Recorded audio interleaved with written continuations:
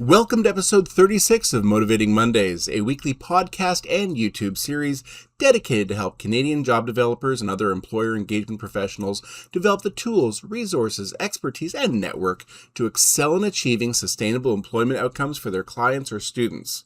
My name's Christian St. Cyr, National Director of the Canadian Job Development Network, and today we're taking a look at new evidence which suggests that job seekers will completely bypass any jobs which fail to post a salary. Employers are losing many candidates simply for failing to disclose wages, and yet the employers who value this sort of open and honest communication, they could be our best partners in job development. Increasingly, employers who fail to post salary in their job postings are losing prospective candidates and limiting their candidate pool. Nearly 73% of Canadian workers say they would be more likely to apply for a job that includes a pay range in the posting, according to a report from Indeed Canada. In recent years, pay transparency has become a key focus for a number of provinces looking to grow their workforce with more favorable employment legislation. The idea is that provinces are able to attract a more skilled workforce, and that'll be a magnet for corporations and economic investment. British Columbia brought in legislation a few years ago requiring salaries to be posted in jobs, and that employers will need to report each year the pay differential between their male and female employees. Ontario has similar legislation that will be effective on January 1st, 2026, requiring employers with at least 25 employees to post salaries, as well as report whether AI is being used in the sorting and evaluation of candidates. They are also preventing employers from ghosting some candidates. Ontario requires employers to notify candidates who are unsuccessful in the interview process. Salary is an important factor for many employees. Indeed reports 59% of job seekers would say they will have withdrawn an application or from an interview process after seeing the salary range.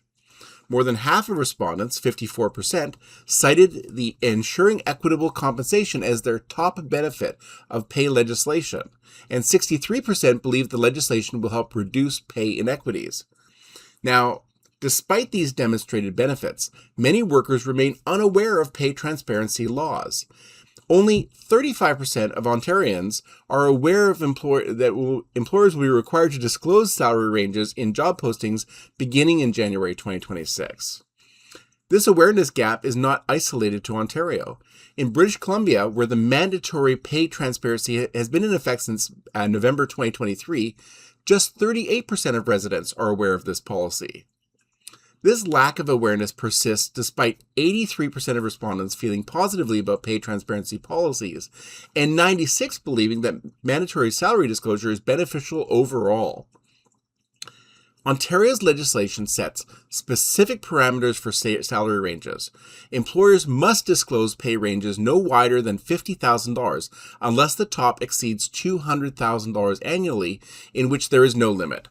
Additionally, employers must notify interviewed candidates whether the hiring decision has been made within 45 days of the date of their last interview. Respondents to Indeed's survey expressed differing views on appropriate salary width. The largest share of respondents, 17%, felt a $10,000 range was suitable, while 13% considered a band wider than $50,000 acceptable. In British Columbia, 68% of respondents feel that pay transparency legislation has achieved its objective of making pay fair, according to Indeed's recent survey of 900 workers. Disclosure of wages is certainly improving the situation, but saying it's now fair, well, that's a bit of a leap. British Columbia now produces an annual pay transparency report that shows an improvement in the gap, 45% down to 36% pay gap in agriculture, forestry, fishing, and hunting. But to be clear, these industries still have a 36% gap between what men and women are making. The gap shrank from 24 to 17% in mining, quarrying, oil and gas extraction.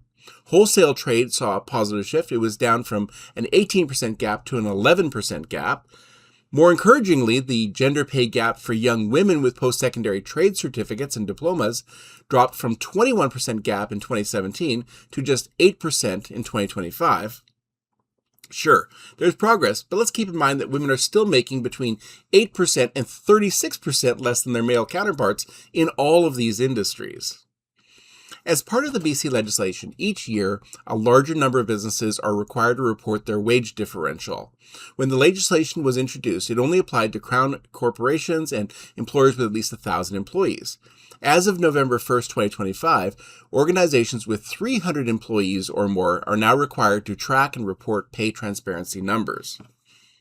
What job seekers are doing with this information is actually quite interesting. Only 28% of BC workers have attempted to negotiate their pay following the legislation's implementation, and just 15% negotiated it successfully.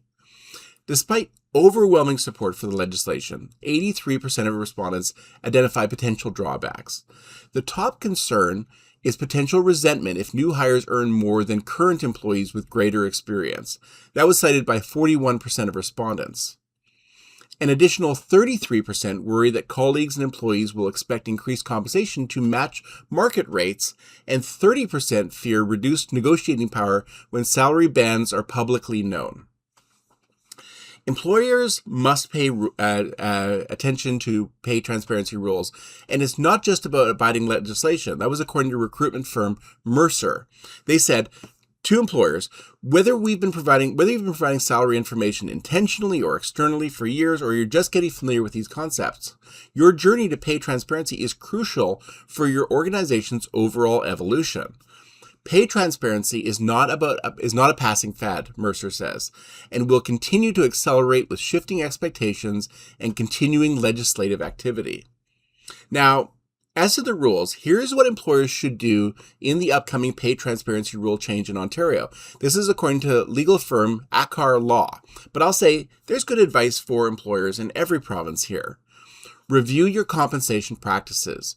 Make sure job postings reflect accurate pay weight ranges within the $50,000 limit. Confirm whether roles fall under the $200,000 exemption. Audit and update your hiring processes. Identify any use of AI in your screening or selection process to ensure it's disclosed. Remove Canadian experience from job applications. Plan your candidate communication. Create a system to notify all interviewed applicants within 45 days and keep records. For many, this can be automated using existing HR tools. Train HR and hiring teams. Educate everyone involved in recruitment about the new legislation and what changes need to be made to templates and workflows. And finally, strengthen record keeping. Set up a process to store all required records, including posting applications and communications, for at least 3 years. Now, since my earliest days in career development, one of the questions that causes job seekers the most anxiety is, what sort of salary would you like? Marginalized job seekers are likely to suggest a low salary, while the most qualified candidates shoot for much higher salaries. This would suggest employers are more likely to hire the candidate requesting the lower salary, but often this weakens that candidate's case. The employer sees them as the lesser candidate.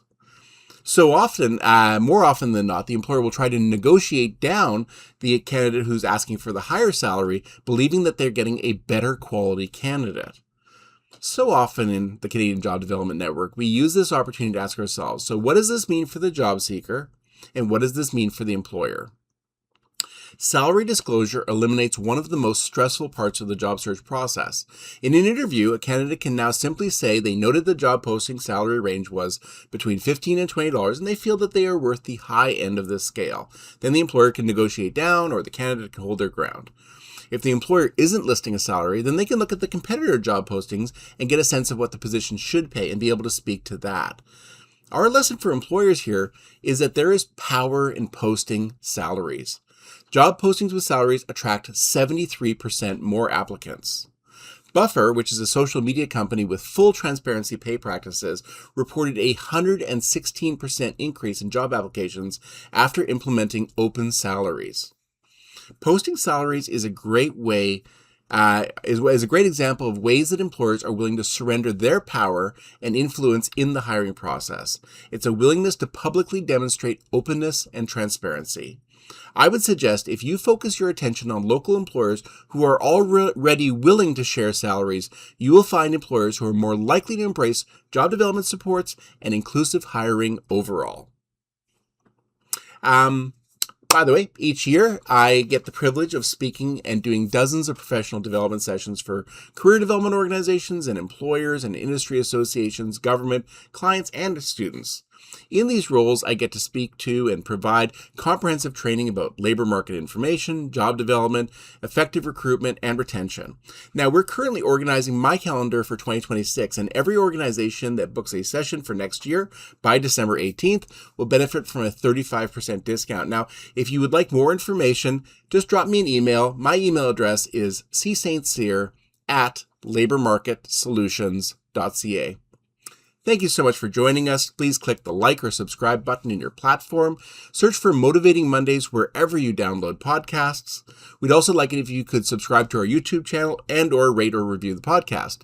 Now, we do these sessions live and for free every Monday morning on Microsoft Teams with job developers from across the country.